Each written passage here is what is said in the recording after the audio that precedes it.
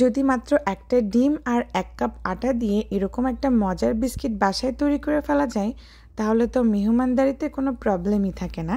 Hello everyone, আমি Azadi, welcome back to my channel. আজকে তৈরি করে দেখাচ্ছি খুবই মজার বিস্কুট পিঠা। এর জন্য আমাদের লাগছে একটা মিক্সিং বলে একটা ডিমটা রুম টেম্পারেচারে রয়েছে।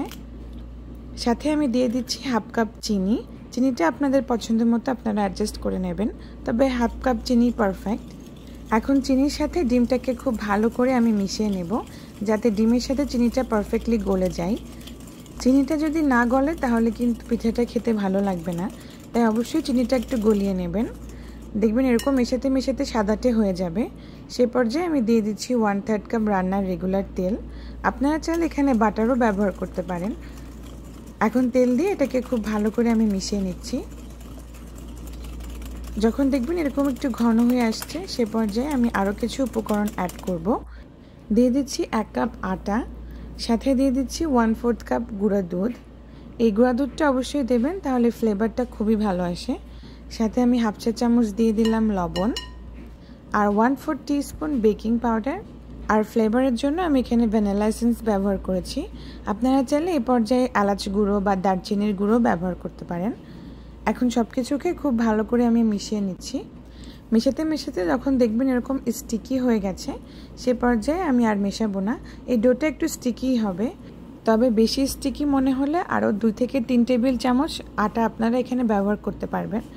আমি আরও 2 থেকে 3 টেবিল চামচ মতো আটা ব্যবহার করেছিলাম, ওটার ক্লিপটা সামহাও ডিলিট হয়ে গেছে। ডোটা আসলে এরকম স্টিকি হবে, আর 2 থেকে 3 মিনিট মতো এভাবে রেখে দিলে এটা সেট হয়ে যাবে। এখন একটা চামচের সাহায্যে আমি অল্প অল্প করে ডো নিয়ে বিস্কিটটা বানিয়ে নেব। এরকম চামচ দিয়ে মেপে নিলে প্রত্যেকটা বিস্কুট একদম সমান হবে।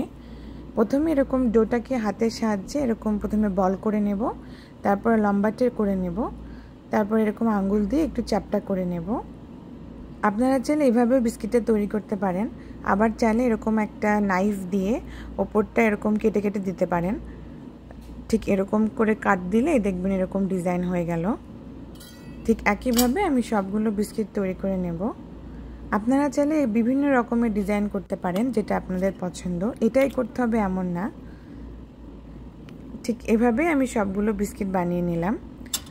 এই বিস্কিটগুলো কিন্তু ফ্রাই করা যায়, তবে আজকে আমি ফ্রাই করব না, আজকে আমি বেক করে দেখাবো।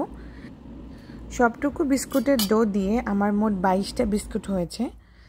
বিস্কিটগুলোকে আমি একটা ট্রেতে সাজিয়ে নিয়েছি। এখন বেক করব 350 ডিগ্রি ফারেনহাইটে 12 থেকে 15 মিনিট।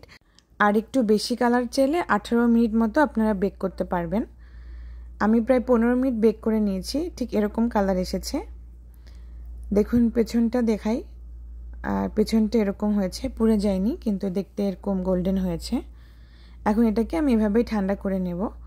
এখন এই ডিম বিস্কুট পিঠাটাকেও আপনারা এভাবে সার্ভ করতে পারেন, আবার চাইলে এরকমভাবে চকলেটে ডিপ করে সার্ভ করতে পারেন। আমি অল্প একটু চকলেট গলিয়ে নিয়েছিলাম, সেখানে বিস্কুটের অর্ধেকটা আমি এভাবে ডিপ করে নিয়েছি, আর সাথে কিছুটা বাদাম কুচি ছড়িয়ে দিচ্ছি। আপনারা আপনাদের যে কোনো পছন্দের বাদাম দিতে পারেন। আজকে আমি অর্ধেকটা বিস্কিট এরকম চকলেটে ডিপ করে নিয়েছি, আর অর্ধেকটা এমনি সার্ভ করেছি। এখন এই বিস্কিটগুলোকে ঠান্ডা করার পরে এই যে দেখুন পারফেক্টভাবে সেট হয়ে গেছে। এখন আমি এরকমভাবে সার্ভ করে নিচ্ছি। আশা করি আজকের রেসিপি আপনাদের কাছে ভালো লেগেছে। ভালো লাগলে অবশ্যই বাসায় ট্রাই করবেন আর আমাকে জানাবেন কেমন হয়েছে। আর যদি আপনারা এটাকে ভাজেন, তাহলে তেলটা মিডিয়াম টেম্পারেচারে রেখে এটাকে ভেজে নেবেন, তা না হলে বিস্কিটের মধ্যে অতিরিক্ত তেল ঢুকে যাবে আর বিস্কিটের শেপটাও নষ্ট হয়ে যেতে পারে। এটা দেখুন কতটা সুন্দর হয়েছে। বিস্কিটটা কিন্তু খুবই মুচমুচে হবে এমন না, মোটামুটি মুচমুচে হবে, ভেতরটা হালকা একটু সফট থাকবে। তাহলে আজকের মতো এ পর্যন্তই। সবাই ভালো থাকবেন। আল্লাহ হাফেজ।